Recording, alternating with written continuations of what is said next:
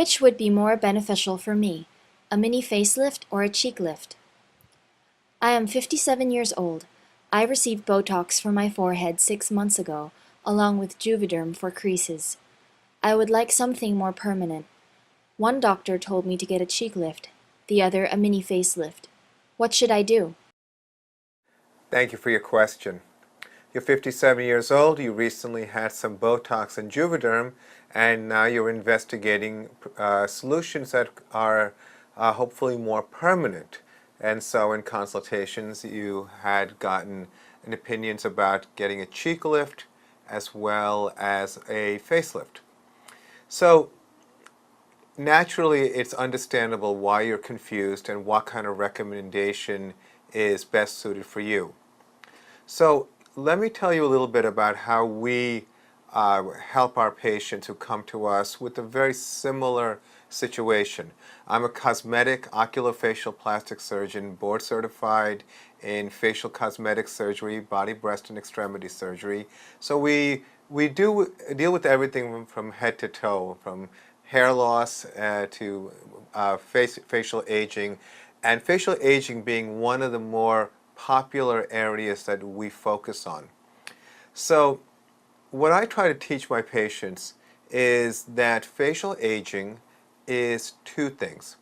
It's volume loss, which means loss of bone, muscle, fat, and soft tissue, which means there is a role for volume replacement, whether it's with fillers, whether it's with fat transfer, whether it's with surgical implants such as cheek implants or chin implants. Then the other factor is descent, loosening of the tissue that includes the skin, the soft tissue framework under the skin called the SMAS, or superficial musculoaponeurotic system. That means that the tissue has descended, and then there's of course a role for some type of lifting procedure. What I feel is the goal of any type of lifting procedure is to restore the natural anatomic relationships.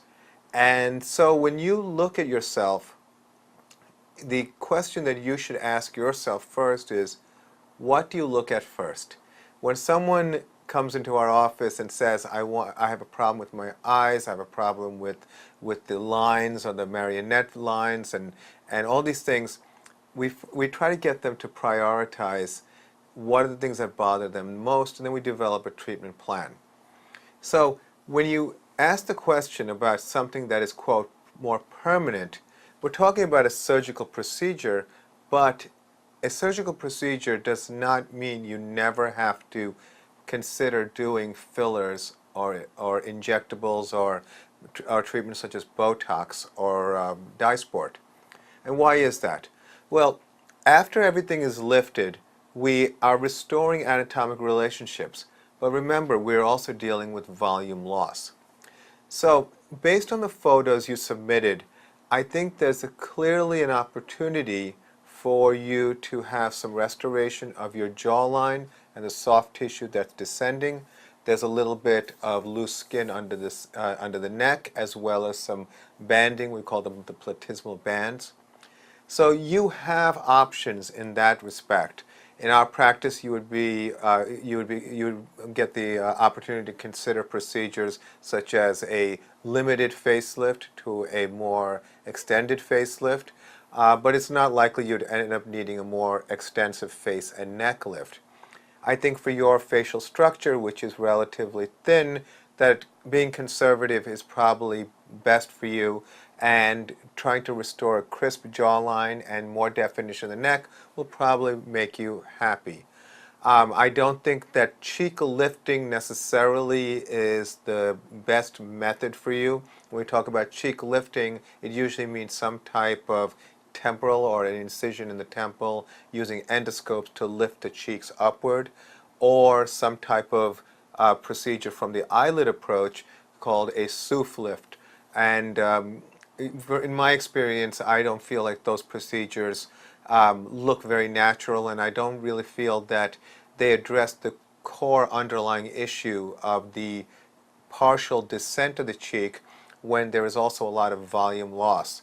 It's not unusual for me to actually do something like a combination of a submalar implant, which is a permanent implant that's placed on the cheekbone so that you can fill out the volume rather than trying to lift it, but to inflate it, kind of comparable to doing a breast implant when there is deflation or loss of volume from aging. So you have a lot of options. Now that same volume can be also corrected with fillers such as Radius and Juvederm, Voluma, Restylane. So there are a lot of options. I think as you are learning from the doctors what your options are, I think the key point to take away from this question is that restoration of volume is something that is going to be of benefit to you. I think that it will probably be of more benefit to you with the more, quote, long-term benefit of a surgical solution, which is to put all of the sagging tissue back into a more advantageous location. So once again, to improve the jawline and definition of the neck and some of the sagging cheek. So getting comfortable with the right doctor and being able to work with this doctor long term, in my opinion, is the best thing to do. I think we're past a period of time where surgeons would just be transactional, where you'd come to a surgeon and have a facelift and then never see that surgeon again after your post-operative care. I think that the ideal relationship is with a surgeon who provides comprehensive solutions for all of the things that happen. It's almost like being a primary care doctor for beauty, which is what we love doing in our practice, is to helping people along the way, in addition to providing the surgical care that they need when they reach a certain limit or they have a specific objective. So I hope that was helpful. I wish you the best of luck, and thank you for your question.